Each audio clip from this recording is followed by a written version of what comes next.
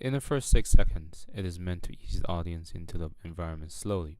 We have close up, focus on the graphs, title and description fading in. After they fade in, it will pan upwards. In the second scenes, we have the bunny hopping up from behind the hills, and hopping across shows that the bunny's playful personality. It will be the first glance of the character of him playing around. In the third frame, audience sees a butterfly. Then the hand swinging around gradually exposes the energetic within the character. In the fourth frame, we step back into a long shot to give the frame more space as the bunny looks to the left. This gives a better sense of distance and it teases the curiosity of the audience. In the frame 2.1, long shot to establish environment, namely the carrot on the ground, still allows the audience to see bunny's reaction. Carrot is in focus for initial 1.5 seconds. Switch focus to bunny, ears perks up once in focus. In frame 2.2, we show the bunny take action and move into the empty space we saw 2 frames ago. In frame 2.3, a close-up of carrot given the importance of the carrot. Instead of bunny's high angle point of view, we choose a ground level view to give the carrot a stronger presence. Bunny arrives at the carrot, the hands will come down, and carrot is brought up to his level. In frame 2.4, a close-up of the character's face allows us to focus on the emotions of Bunny as he looks from side to side to check if anyone's watching. It'll spend a good couple seconds to look around both ways. In frame 3.1, medium shots here allows us to capture more of the environment while the rabbit eats the carrot, but still keep in focus on the emotions and reactions of the character. While the rabbit eats the carrot, ears will perk up at first bite. In 3.2, the bunny looks up and notices another carrot. The camera continuously rotates into the next frame. It will rotate onto the bunny's back into the next frame.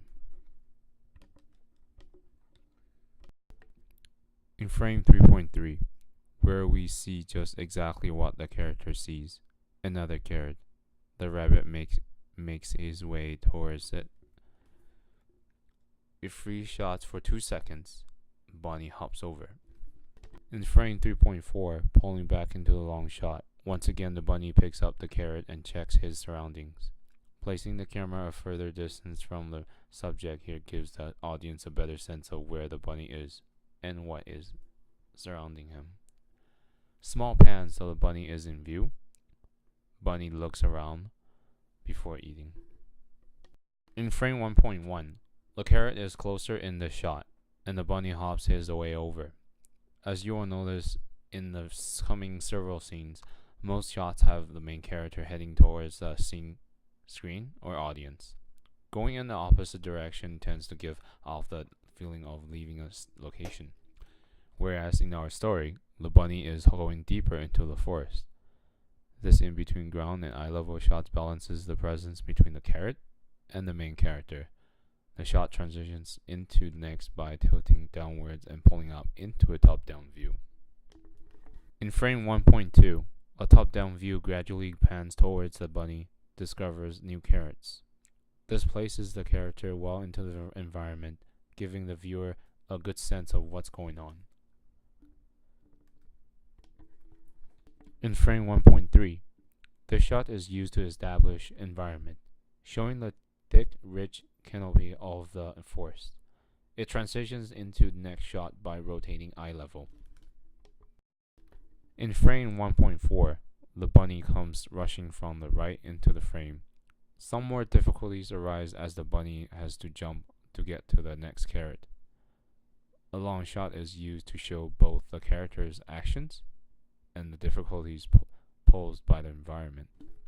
In frame 2.2, a close-up of the bunny's head as he looks up towards the camera, positioned at a slight high angle. Here we got to really focus on Bunny's reaction, seeing the ears drop down.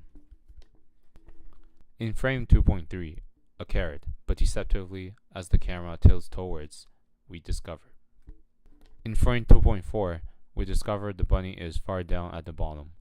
This high angle long shot makes the character look small and helpless. In frame 3.1, we start from median shot, accentuating the rabbit's focus on the first rocky platform. The camera pans out to the long shot to follow the progression up to the rocky cliff. In frame 3.2, a breather. That was one tough cliff. The shot captures the subtle facial expressions to show relief and stamina. In frame 3.3, shots at dynamic angle. Our main character proceeds with passions and no time to waste. In frame 3.4, close up of the carrot, but as we switch to the next shot, we will see. In frame 1.1, we will see that the carrot really isn't that close. Even worse, it's on the other side of the strong flowing river. In frame 1.2, but that doesn't stop the bunny. This shot focuses on the quick and the nimble feet of the rabbit as he swiftly makes his way across.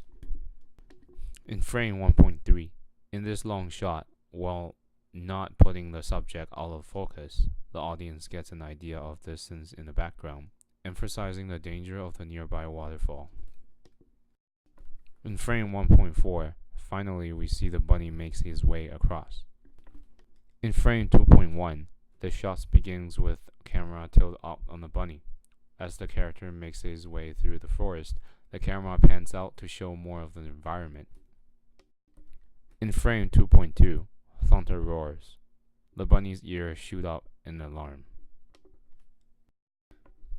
In frame 2.3, he looks to the sky. The camera pans skywards along with his gaze. In frame 2.4, through the cracks of canopy, we see the weather has gone sour and is now pouring. This perspective gives an idea of what main character is seeing at this moment.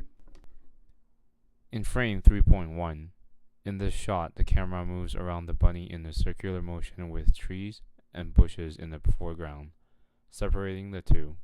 In confusion and despair, the bunny swivels his head left and right looking for some guidance.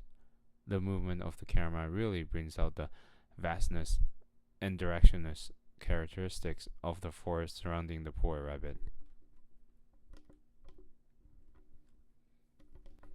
In frame 3.2, in this shot and the next two, we see the shot from the bunny's perspective. In frame 3.3, everything all looks the same. In frame 3.4, there is a shelter. The shot zooms onto the leafy shelter quickly, almost like exclaiming that shelter has been found.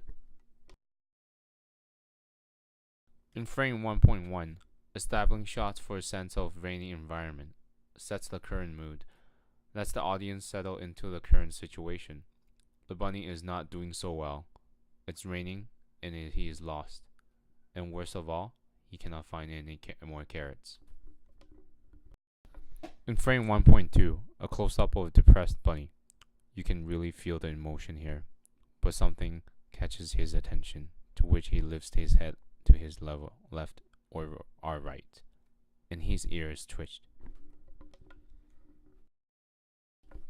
In frame 1.3, one by one the flowers burst into illumination, alternately revealing another carrot. Once this carrot is in sight, the shot pans onto the carrot, highlighting this glorious, wonderful, and miraculous discovery. In frame 1.4, this close-up lets the audience see the joy and excitement in the bunny as his ears twitch and raise a little more. In frame 2.1, the rabbit is on the move now. A top-down view lets us track the rabbit as he nimbly makes his way towards the carrot. In frame 2.2, here the camera's position remains static on Z axis.